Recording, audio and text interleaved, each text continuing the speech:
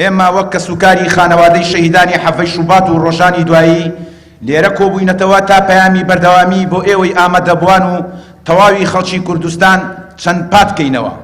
جارێکی تریش ڕای دەگەیەنین لای ئێمە نەوەک هەر دۆسیەی شەهیدانی حەفەی شوبات و ڕۆژانی دوایی دانەخراوە، تەنانەت دۆسیەی تێکڕای شەهیدانی قەڵەم، سۆران و سەردەشت و ویداد دەیانی تر دانەخراون. ئەگەر ئەوانی دەسەڵاتداری دژە ئازادی لە ژێرزەمینەکانی دادگا دایان خستووە، ئێمە ساڵانە لەسەر شەقام بەڕووی هاوڵاتیانی هەرێم و گەنجان و جیهان و دوجار بەڕووی ئێوەی دەسەڵاتدا ئەم دۆسیانە دەکەینەوە.